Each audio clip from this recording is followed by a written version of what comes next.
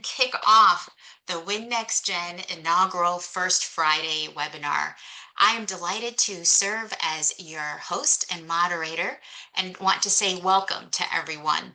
So just as a quick reference, next slide, our WIN-NextGen First Friday webinars are designed to bring together diverse voices, perspectives, and experiences to spark dialogue, inspire action, and advance our mission of preparing our next gens for success in the 3S workforce. And the 3S workforce, if you didn't know, is STEM, supply chain, and the skilled trades, really the workforce pipelines that are the power of our future.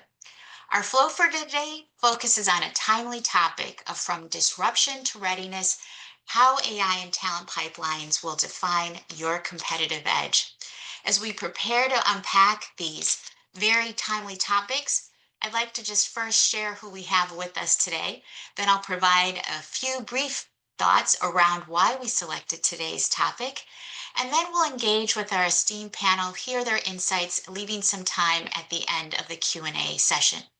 So hopefully you're ready to go. Strap on your seatbelts and let's dive in.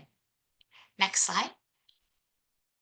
I have just a few quick housekeeping notes shown here on this slide. First off, this event is being recorded. We ask that your microphones are muted until Q&A. If you can name yourself, let's greet one another in the chat so we know who was here today and who is here with us right now.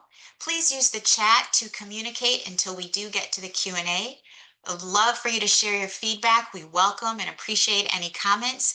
And remember, this is non-attribution. This is a not for attribution session, so views expressed here are those of individual speakers and do not necessarily reflect the official positions of the organization or any associated entities. And most importantly, we want to hear from all of you. Have fun and let's dive in. So who do we have with us today? Let's welcome our panelists. We have Sania Khan, who is the head of strategy at Gitforce AI and former chief economist at Eightfold AI. She combines groundbreaking research into and on AI's labor market impact with hands-on experience implementing AI agents for business. Sania specializes in moving small and medium-sized businesses beyond AI hype to strategic applications that create real value. And today, she'll share what the data actually shows about AI implementation, plus exclusive insights from her work integrating AI agents in automotive sales, demonstrating just how multi-agent workflows transform operations while enhancing human capabilities. Sania holds degrees from George Washington University and Johns Hopkins. Welcome, Sania. Next, we have Shawn Olds. Shawn Olds is a business leader and advisor with deep experience in leveraging technology and AI to build, grow, and transform companies. He is the co-founder and founding CEO of boodleAI, a venture-backed platform that raised over $9 million and launched both traditional and generative AI solutions.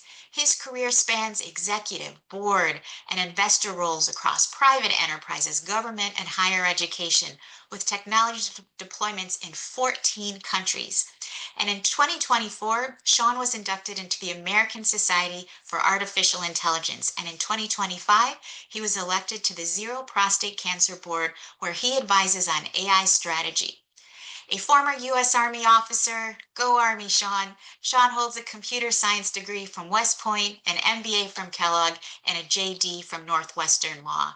Welcome, Shawn. Thank you, Elisa. Excited to be here. Great. Well, next slide. To provide some context for our panel's insights, I'd like to take just a moment to pause and reflect on the ever-changing business landscape.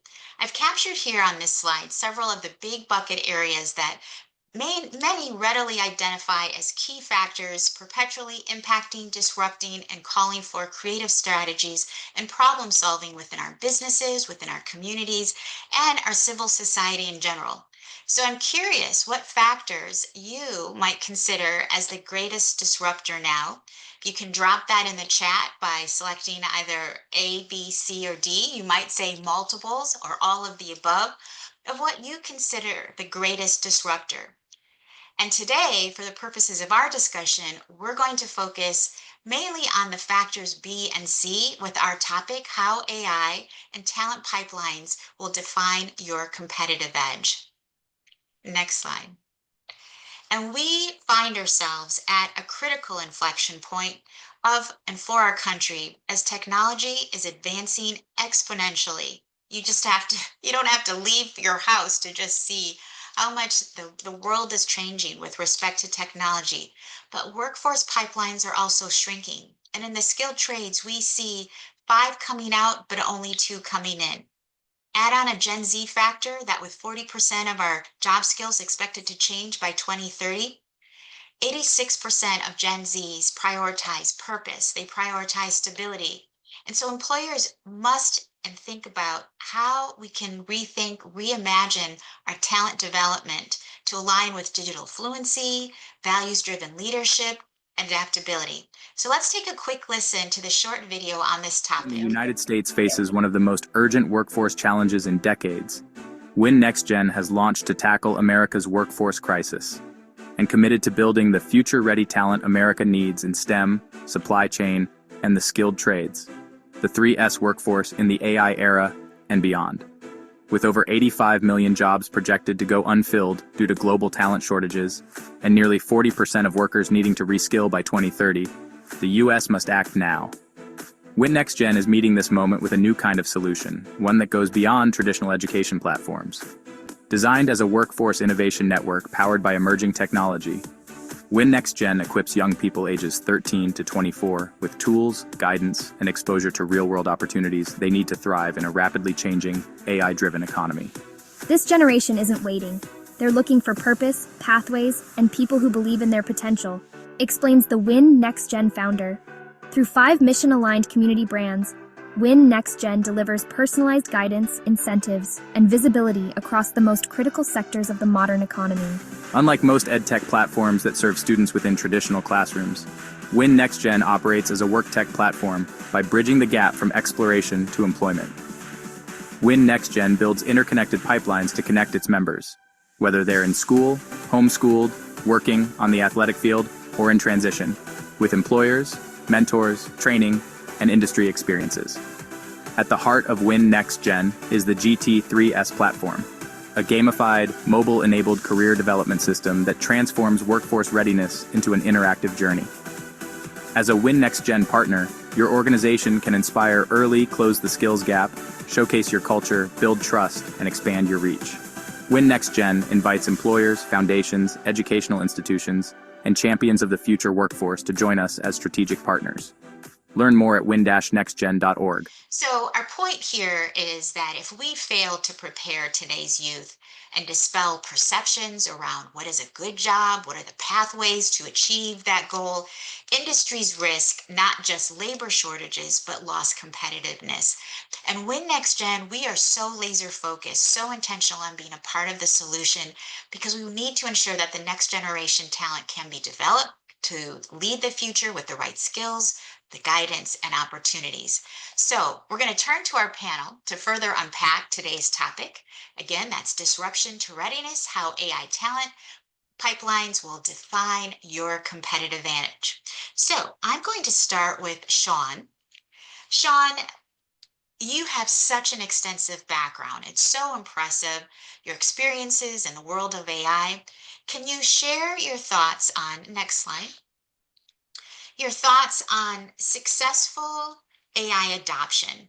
So there's been a lot of talk about AI adoption and success. And in your work, how have you seen companies succeed in their adoption, tools, or approaches used? Elisa, thank you. You should take credit for all my success, right? Because if it hadn't been for your hazing at West Point, I wouldn't have been the accomplishment I am now. We did be very clear, Elisa, you never hazed me at West Point, but we were there. We crossed paths there. AI adoption is a huge topic right now. In fact, McKinsey did a study in July. MIT published a separate study in last month, and both of them found in the companies they interviewed or they talked to, 80 to 90% of the companies have invested or, as they termed it, adopted AI. but less than 5% of those companies could actually show where their investment or adoption was leading to either an increase in revenue or an improvement in EBITDA in any way. And so there's a lot of companies that are caught in this kind of what you call pilot purgatory. There's a woman named Kazi Kasparov. She was the first chief decision scientist at Google. And last year in a speech, she gave a wonderful quote. She said, "The true hallmark of an AI first organization is paradoxically being AI last." And what she meant by that was, as leaders, whether we're a CEO or an executive leader, or we're leading our team, we need to really step back before we start throwing AI at something and ask, what is it we're actually trying to solve? And is what we're trying to solve solved better just by a better business process? Is it actually solved better with some technology? Or is AI actually applicable? There are so many CEOs, I won't say so many, but there are CEOs out there that are very dangerously running around with a hammer and everything is a nail. And it needs not be that way. And so what McKinsey found and what MIT found as they went into these organizations where the 5% were successful, there was one commonality amongst all of them, and that was the initiatives were driven by leadership. And so, as with most things, whether it's technology or just moving a business process forward, AI adoption is 90% about leadership and culture, and it's 10% about the technology. And if you read through the MIT study, what they found is those organizations, the 95% that had not adopted, they had two commonalities when they interviewed people at the mid-level ranks on why they hadn't adopted. Number one was a very big fear around, hey, if I adopt this technology and I use it, it's going to replace me. And that's why the leadership is so important. The leaders need to get out there and convey to them, I, as a CEO, am using this not because AI is going to replace me as a CEO, but because I can become a better CEO by using this. You can become a better sales leader. You can become a better customer success leader by embracing and using this technology. The number two reason, which kind of surprised a lot of people, but it makes sense, is many people hadn't adopted it because of their uncertainty around the ethics and data security in the platform they use. And so, again, if leaders are driving this and saying, we as an institution have decided to use this platform, it is as secure as using Dropbox or your work email or whatever other platforms they use, now suddenly people feel empowered and are not afraid of, oh, I might put the wrong data in and I might get fired. So we are still very far from ubiquitous adoption. There is no doubt many people trying it, but true adoption is still to come. I can resonate this on so many levels, and that change management piece that you're talking about, usually and around the leadership leading that and the culture and embracing that is so hugely important. Having been in the trenches and in digital transformations over the years, it's just really promising to hear what you're talking about and why leadership really matters. So definitely, I look forward to seeing if other folks have thoughts about this.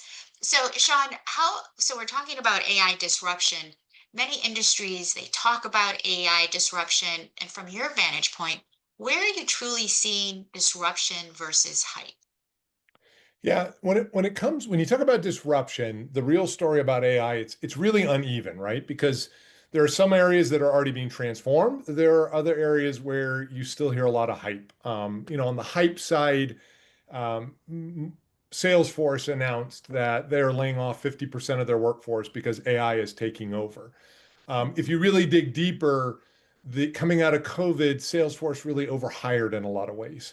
And now they're scaling back since they haven't met the sales that they expected. Now, is AI helping with that? Of course it is in some regards, but I don't think AI is truly, or their agents are truly laying off half of the workforce. So there's definitely a lot of hype there. I think on the disruption side, we see areas like customer service, content creation and marketing that are changing rapidly. Chatbots, automated marketing copy, even video production. ChatGPT just launched Sora 2, and some of those videos in there look like they were recorded in a studio if you look at it.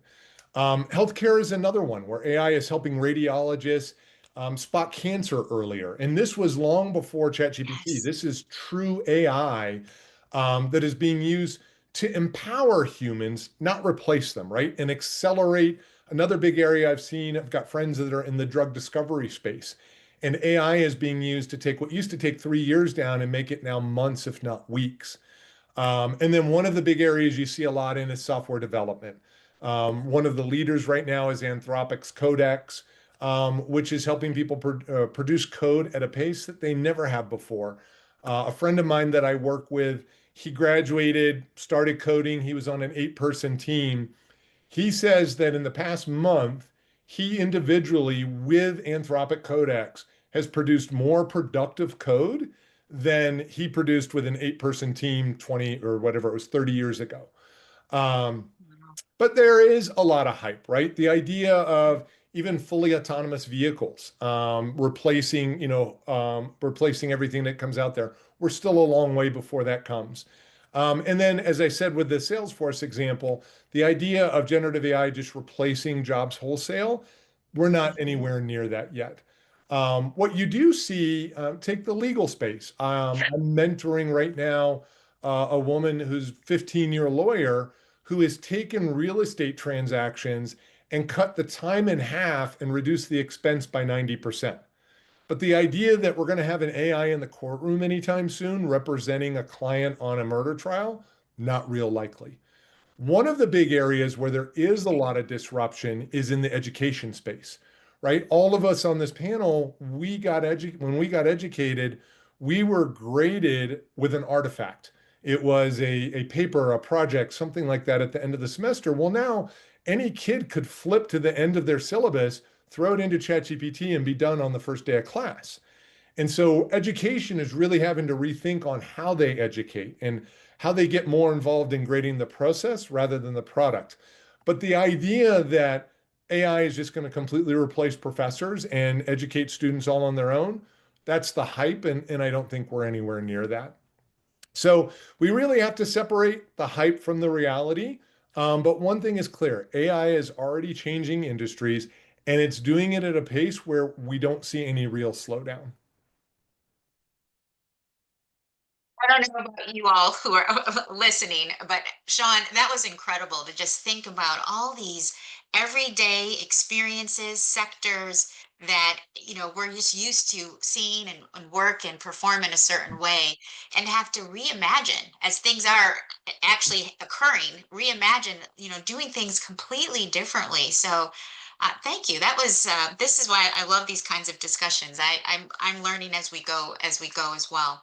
So Shawn, just this last thought that I'd love to just get your thought and your insights on as we put together this context around the world of AI is looking back, what do you see as really the most pivotal turning points in AI development? You've been in this space for a while that sets the stage for today's Gen AI. So, I mean, it's funny because a lot of people think of AI and they think of ChatGPT, which will be what, 3 years old next month or the end of this month. The reality is AI has been around since the 1950s.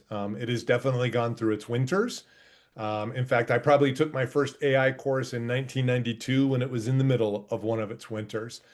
But if I really had to narrow it down, I think there's three major stages that set the stage for the launch of generative AI, which people are very familiar with. The first would be just the rise of machine learning in the 1990s and 2000s. And again, the idea behind AI evolved in the 1950s. But the rise of machine learning really started to trigger things when instead of just programming rules in, we actually trained models to learn from data.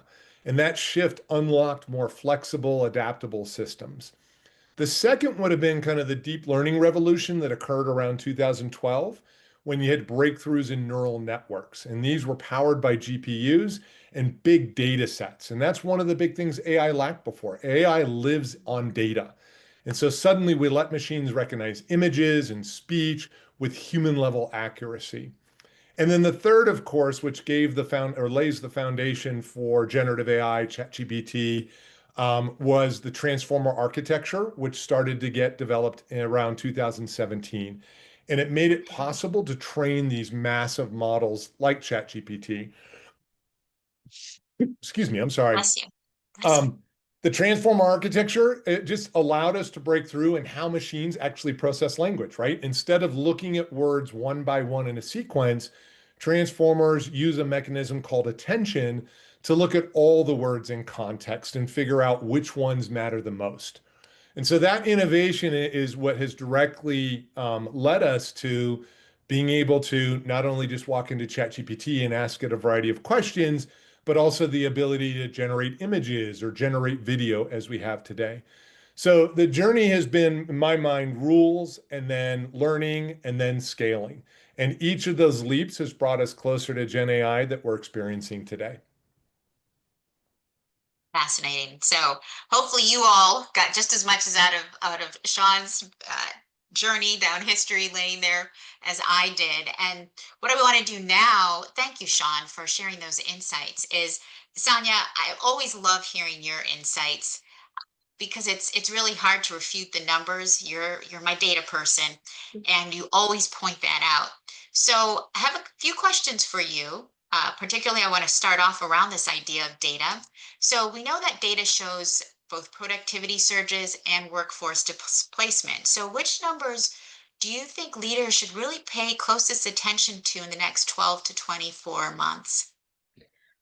So before I get to that question specifically, I just want to point to some research that just came out from the Budget Lab at Yale. And that research showed whether the fears of AI displacing workers actually matches reality in the data.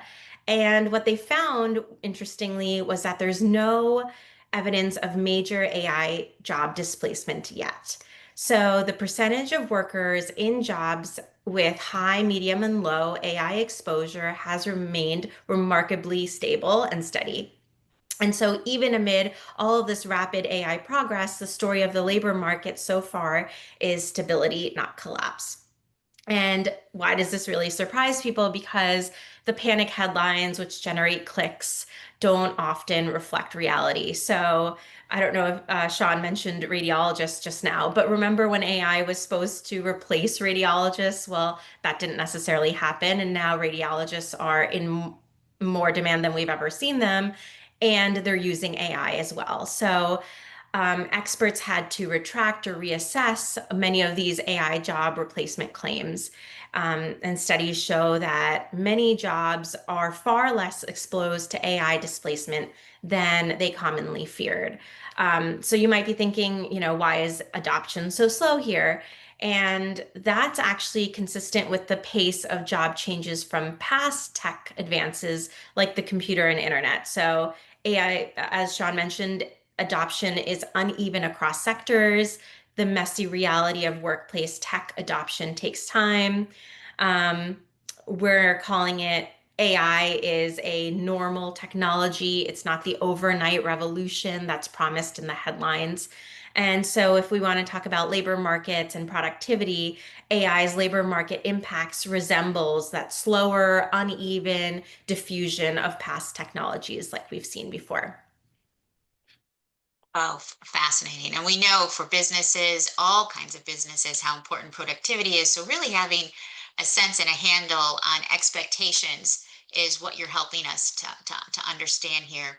So, Sonia, can you share with us really where are the biggest talent gaps emerging because of AI adoption? Shawn mentioned several sectors. You've talked a little bit. Where do you think the biggest talent gaps are now because of the adoption? Yep, this is interesting because the talent gaps aren't where most people expect them to be. So the obvious gap that everyone talks about is the technical AI skills. Everyone wants the AI engineers, the ML machine learning specialists, the data scientists, but the reality is that most companies don't need to build AI, they need to implement it. There's always the build versus buy problem that or rather question at companies, but really it's about how do you implement it no matter what company you are. So the Right. talent shortage here is real, but it's not your biggest problem unless you're building AI products.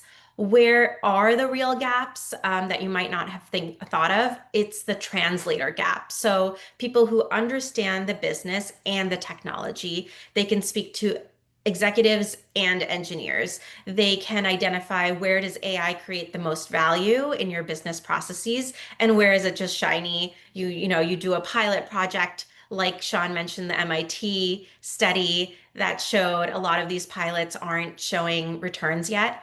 So where is it shiny? And the CEO of Accenture, Julie Sweet, just mentioned you need people who understand change management and generative AI. So without these translators, you get technical solutions, but don't integrate them with the business problems. And then there's also a process reimagination gap. So most people can optimize an existing process, but very few can look at with AI, we don't need this process at all. We don't even need this step. It requires deep understanding of the technology, as well as some creativity to think outside of the box, unlike what you've done before, and then some technical understanding and thinking. So without this part, you're just automating broken processes, and you're just getting automation in little different parts of your workflow. Okay, that's really powerful, and really starting to and thinking about how do you cultivate, right, those skill sets for being able to understand both the change management process, so knowing your business, Yep. as well as understanding the technology, gives people some big things to think about and leaders to think about. So one other question for you. I know, Sania, you have been in AI in different capacities and your space that and you're super excited about and we're super excited about learning more is around this idea of AI agents. So AI agents, as I understand it, they're often described as the co-workers. That's how people try to say they're with you. Co-workers of the future. Can you demystify for us and our group here what they are and how companies are already using the AI agents? Sure. So there's a lot of hype around AI agents. I feel like now it's become a buzzword where everyone just plugs it in anytime they want to talk about AI. An AI agent isn't magic. It's just software that can take actions autonomously based on the goals that you give it. So in the past, you might have thought of just automation, right? You tell the computer, um, you tell it exactly what the process is. You do step one, do step two, you do step three, and this is the end goal that I'm going to get. And the computer was really good with figuring that out. Now with AI agents, you just tell the actually end goal, and it goes about and it does it without you explaining the process. So that's really the autonomous AI agent. Um, unlike, unlike traditional automation, they can handle that variability and they can make judgment calls. And unlike chatbots that just respond based on some Q&As that you've given it, agents can actually initiate actions, pull together different data sets, and answer the question that they've been asked. So in that sense, they are very, very advanced. And then, yeah, like you said, there's a coworker metaphor, and that's both right and wrong. So the Okay. right part is like a coworker, an AI agent can have responsibilities, handle certain tasks, collaborate with humans and other agents. But then the wrong part, I would say, is agents don't get tired. They don't need motivation. They don't have an ego. They can do 100 things simultaneously. And you can have multiple agents working on the same thing or on various things to complete one goal. And so I would say a better metaphor might be as really capable interns, right? Because you have to check their work sometimes, who never Okay. sleep and they get smarter every day. So the more data you're feeding them, the more if you are using an interaction agent where you have callers calling in and asking you frequently asked questions, they get smarter the more and more recorded calls there are. And then I'll just Okay. to answer your question, and talking about that interaction agent, there's four types of agents that you might want to think of. So interaction agent, those are like those frontline engagement, answering questions with customers and employees. And then there's part two, automation agents that actually do and perform activities. So think of like executing processes and workflows. Three is analytics agents. So they analyze data, they surface insights, they really think. And knowledge agents, which help you find information, create content, the videos example that we used before as well. So I would say that's how you can kind of think of them and lump them into four different categories. Oh, I love that. And do you have any advice? And at the end, I wanted, we'll have some takeaways, but I'm just curious right now on this topic of agents. Do you have any advice you'd give to employers who feel maybe overwhelmed about both reskilling needs and AI integration? Yeah, I think the panic is real. I know employers are very worried. Um, but we're not seeing mass displacement. You have more time than the headlines suggest. But you don't have unlimited time. So this is real and accelerating. So I would say make it a priority. Um, I'll start with what are the biggest mistakes that companies are making today, and it's treating AI integration like a technology project. It's not an IT problem. And another mistake is treating reskilling like an HR project. It's not an L&D problem either. These are the same project, and I think they need, the whole C-suite involved. And Right. so I would say the right approach would be to integrate AI by having your people use it and to do their actual work. Some CEOs these days are doing a blanket use AI or else you will be let go. I don't think that's a fair thing to say to them. I think you have to give them guidance and guardrails. And you have to reskill your people by having them learn on real problems. So don't just send them to AI training courses, put AI tools in their hands, give them problems to solve. I think Shawn mentioned this in the beginning. Let them figure out, instead of it being top down from the CEO, Right. let them figure out where is the best place for them to use it and how to integrate it into their workflows. So learning by doing is much more effective than a classroom training. I love that. I'm a learner by doer. So everything you're saying resonates. Very powerful words for all those folks who are able to take some of these nuggets back to your organization or use them themselves. So thank you, Sania, for sharing those valuable insights. And I know I saw that we just put in the chat. Thank you, Kayla, that we're getting prepared for questions and Q&A. I'd like to take just a few minutes. We have a couple of minutes here to share how we at WIN-NextGen, these topics that we're talking about, how we view the people we're talking about processes, we're talking about technology, what our framework is as essential to really building a resilient and a sustainable future workforce. So, Kayla, if we can just go to the next slide real briefly, because we know that people are the foundation. Our next gens, which are so critical to the topics that Sania and Shawn are talking about in terms of ensuring that we really slay this dragon around this disruption. And we believe that people are the foundation, and our next gens are really going to be able to bring that creativity, the adaptability, the skills that drive progress. And then when we think about process really is providing that structure, the clear pathways, the training and systems that allow our talent to grow and our organizations to thrive. And then technology, everything, Shawn, just when you walked us through that history of AI and we think about just how much our country, the world, our businesses have changed, technology is the accelerator, and AI, the digital tools that enhance, that don't replace. We're talking about the agents, the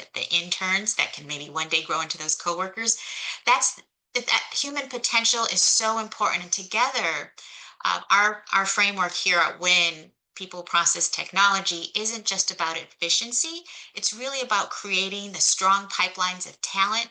It's empowering the businesses, the organizations to adapt and ensure that our 3S workforce, STEM supply chain, and the skilled trades, they remain equipped to keep our world running. Some people will also call this the essential economy. Just this earlier this week, I was with a number of incredible leaders and folks across the country and our business landscape who recognize that we have to invest. Their time is now.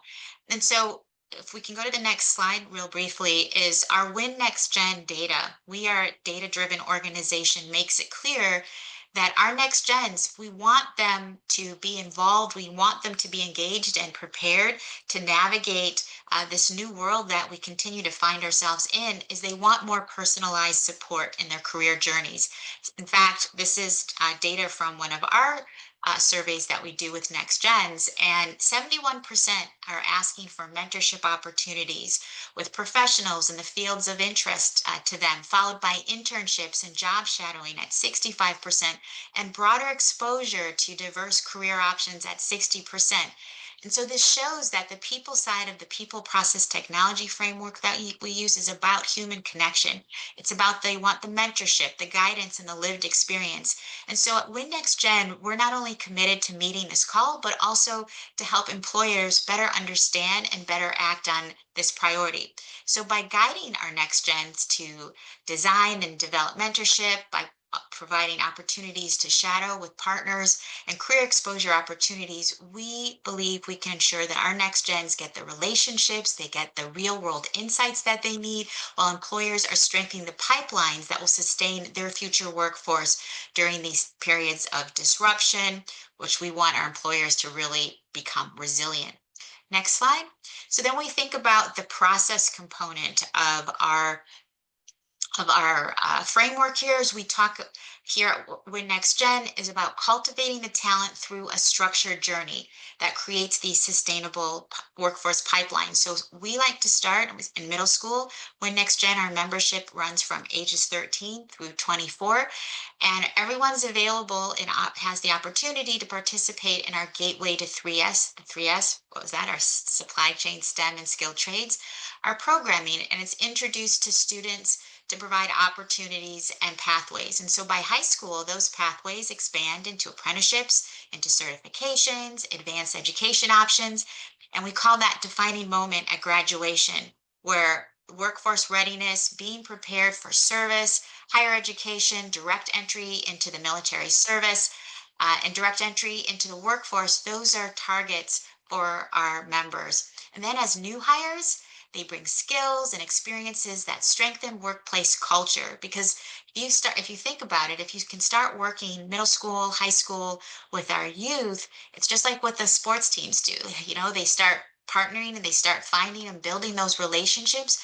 We need to be doing that with our companies and helping employers attract and retain the talent, foster inclusion, and will all really help that competitiveness. Also can help reduce the turnover, help drive innovation in your company. This process will ensure that the career readiness also isn't left to chance. It's intentional, it's data driven, and it's aligned with the real needs for both our youth as well as our employers. Next slide. The last component of our framework is the technology component. And our data that I shared earlier shows that technology can be a game changer in how next gens prepare for the future. In the survey study that I showed you just a moment ago, we found that 67% said that personalized career recommendations would have strengthened their career planning.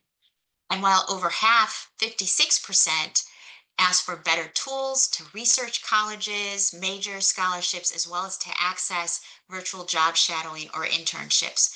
This feedback was compelling for us at WIN-NextGen to embark on a digital transformation, moving from our analog existence from our predecessor organization to building a platform that is both the software as a service platform for learners as well as a workforce as a service for the workforce and our partners. And through this, we're able to equip our next gens with the personalized tech-enabled pathways that they're looking for, while giving our employers smarter tools to co-create, engage talent early, train effectively, as well as sustain the pipelines that keep our world running. So that's just a little bit about who we are and how WIN-NextGen realizes it's going to take an ecosystem for all of the solutions that need to occur to ensure that our country and our communities and our society is prepared for the disruption that is underway. But we're confident that each one of us can make a difference. So Slide, Kayla, I'm going to turn it back over to you to start the Q&A section. Do we have any questions? We do. We have one question in here that says, what are some ways you make sure next gens are career ready with the increased adoption of AI? Excellent, excellent question. I'll, so let me actually, I have some thoughts as that is part of WIN-NextGen, but we have our panelists here. Shawn, Sania, did you want to weigh in at all or provide any thoughts on that before I jump in? I can take a quick stab at that. So Okay. I think what we're seeing with technology, especially AI, advancing so quickly and changing, I would say, augmenting so many jobs across the board, you really have to think about how exactly is that job changing? And we don't even know the answer to that fully yet. And so if you kind of can break down a job, an occupation into its tasks. And you look specifically, and this is for someone who's already sitting in that job, in that occupation today, but if you can dive down and dig deeper and to say, okay, the first three tasks of this job are changing and being augmented or replaced with AI. And so these seven are left on the plate. And what else is tangentially related that could be added to that job? That's kind of how we're, as labor economists, thinking about the future of jobs changing and being augmented. And so you want to think about bringing this to next gen you have to think about how can they have those future skills, right? The three new skills, the three new tasks that are put onto this occupation. How do we bridge that gap? And how do you get that youth and that pipeline to be skilled to work and to do all of that new work that will be expected of them as they enter the workforce? Great. Shawn, or do you mind if I jump in and say Go ahead. something? So, Go ahead, please. okay, great. So Tiffany, excellent question. Thank you, Sania, for your thoughts. So first off is how do we ensure that they are prepared? Is first off is knowledge.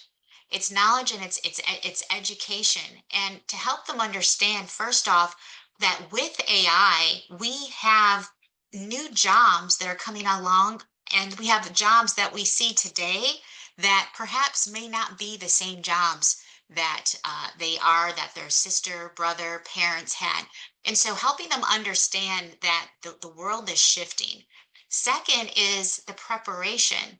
And with the cost of college, the cost of higher education these days being what it is helping our next gens understand the return on the investment for what do they want to do as a career.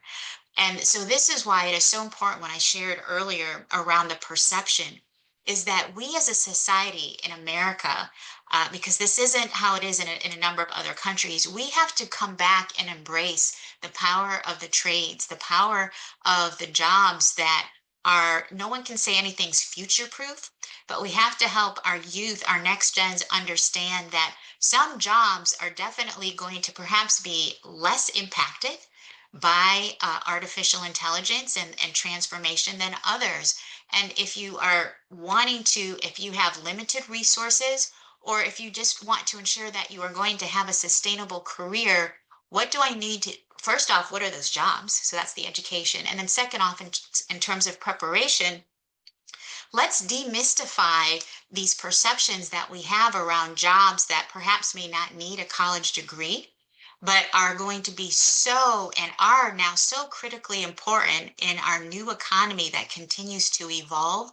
And so that is that perception around how you become the new careers that are becoming even more essential in our economy is so hugely important. And third is the training.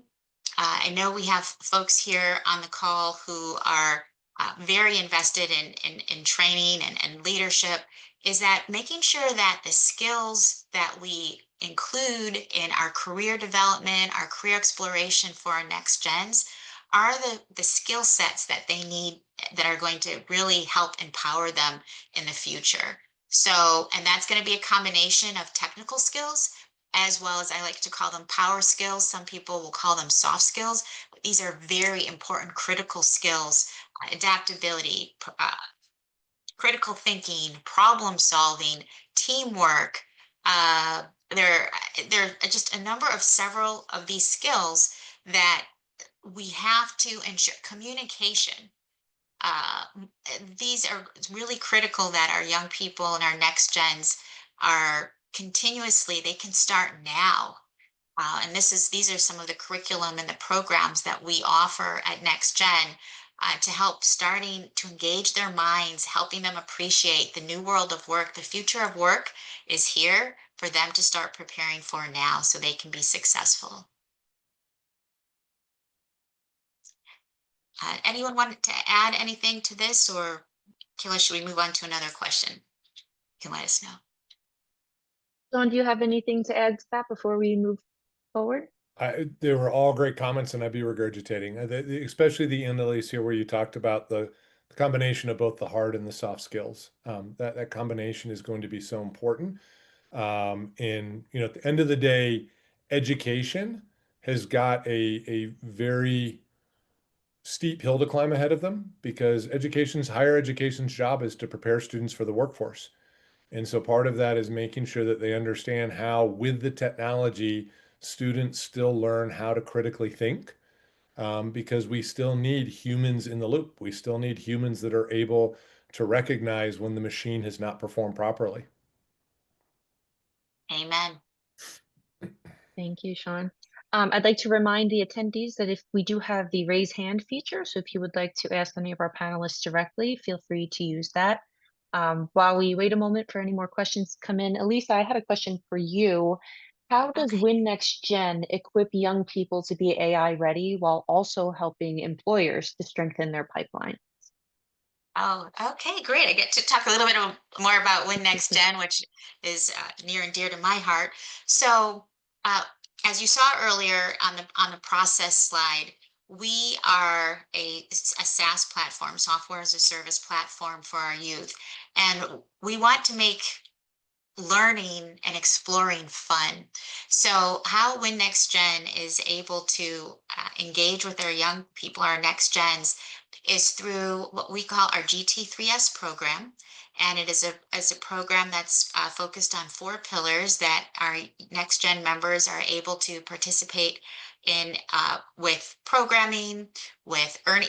Every year that you are a member, you are encouraged to earn 100 points in our gamified approach to career exploration. Going around the track is our metaphor. And so for each activity that you participate in, you earn points, whether it's programming with WIN-NextGen, whether it's programming at your school, whether you're doing volunteer service, community service, uh, whether you're attending some type of training program.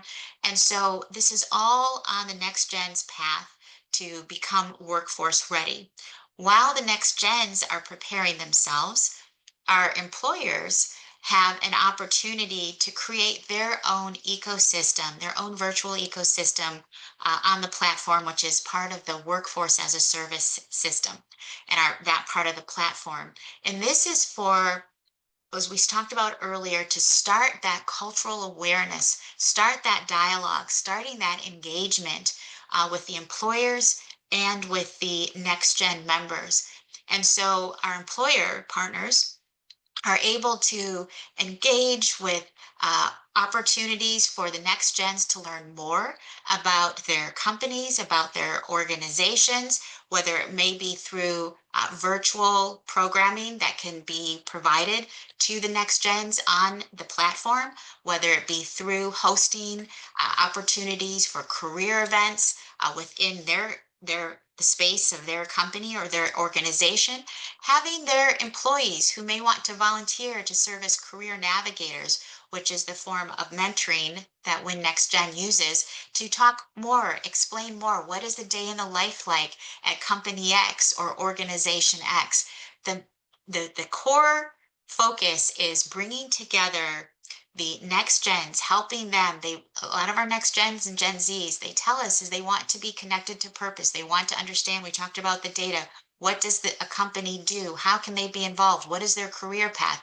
So by starting early and connecting the corporate partner or the organizational partner with the next gens, that relationship is started and is able to start early on, which starts building that and cultivating that pipeline based on engagement, based on trust, based on knowledge of knowing what am I getting into as I think about my career moving forward.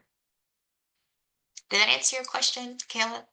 Yes, thank you so much, Elisa. Sania and Shawn, do you have anything that you wanted to add onto that before we move on to the next section?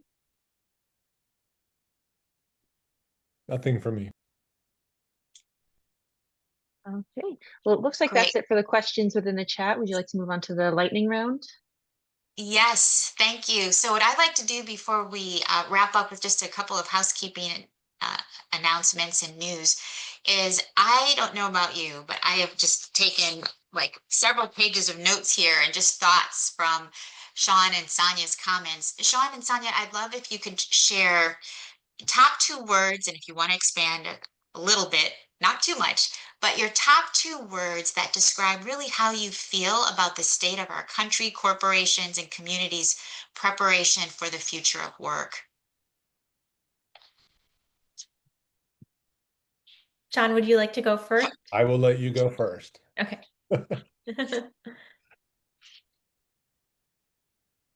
No, go ahead, please, Sonia. Sorry. I thought I misheard you. Okay. Yeah. So more than two words here, but I'll say I think it's really important to reframe your mindset here, whether that's corporations or folks on the ground who are worried about their jobs changing as jobs all over are being augmented. I would say to be resilient. And that requires focusing on those skills that Elisa mentioned that are human only, the things that AI can't do, get really, really good at that. And that means good at communication, good at empathy, good at teamwork, critical thinking, strategic thinking, really thinking outside of the box of not just this is the process of how this work has always been done, but this is something that we need to get done. And this is how AI or an AI tool can augment this work and get it done faster. And then what do we do with those results? And kind of thinking through that process will allow you to know whether this is a good implementation of AI or not, and whether it's worth your pilot at your corporation or not. It's really thinking about the end goal of what you want to achieve. Thank you, Sonia. Thank you. Shawn, what about you? What are your final thoughts that you would like to leave us with? Yeah, no, you asked how I feel about where things are, and I'm honestly very optimistic.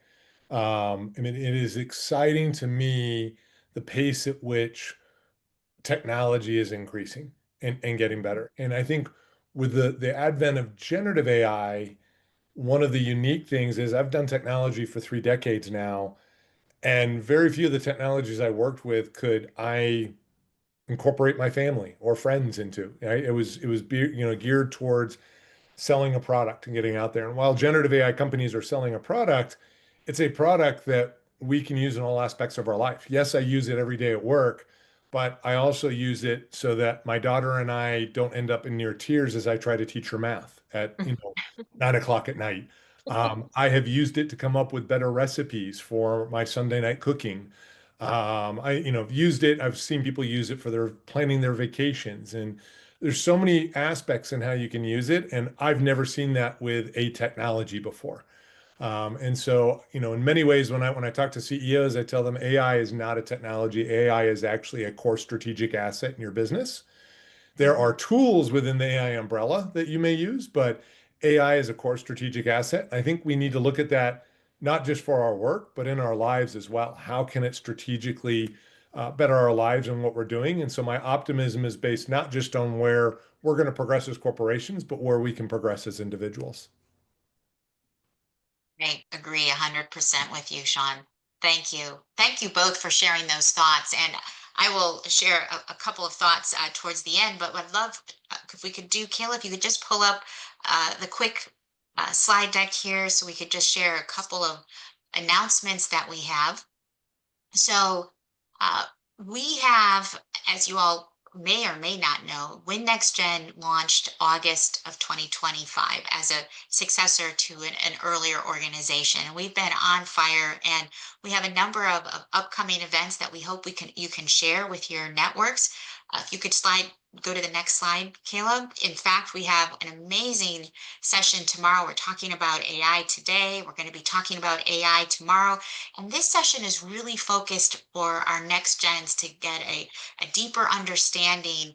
As we've talked about, that's a big goal of what we want to do, and it's very important for our next gens. So we have a 4-session AI unit that has been offered on 4 Saturdays. Last month, we had the first session, and tomorrow morning, there will be a session at 10 a.m. It's virtual. You can sign in from anywhere. If you have young people, or even if you're just curious, we have Dr. Val, who is a data scientist and a mathematician, who will be instructing on session 2. That is, and she's fun. She makes AI and computer science, as Shawn, I know you would too, so I'm going to get you in for some more classes in the future. So if you have next gens 13 through 24, if you're a parent or a guardian and want to join your young person, feel free, but we'd love to see you there. And then we have a number of other events that are coming up. You can visit and learn more on our site under our updates, and then just go to events. Next slide. And as we reach the wrap up and the conclusion, we talked about Army, so we like to keep things marching along here on time, is I would love to just say that I am so pleased that you all were able to join us today. These are topics that we need more and more folks to be talking about. And so I want to give everyone who joined us today a round of applause for making the time to join us, and a huge appreciation and thank you to our panelists, Sania Khan, Shawn Olds, to Kayla Erb, who has made sure everything is running today. And we thank you for your engagement and your participation. I know I have so many takeaways that I've written down as I share, that I'll be taking away and following up on after today's session. Please subscribe to stay in touch with us at the QR code that you see on the screen. I like to say that if you see it, you can believe it, and if you believe it, you can become it. That's what we're here to do, not only for our next gens, but also for everyone and our stakeholders as we move into the new economy and the new world of work that we've talked about today. So thank you all for joining us. Remember, together we can, and we hope to see you at future WIN-NextGen events. Take care and have a great day.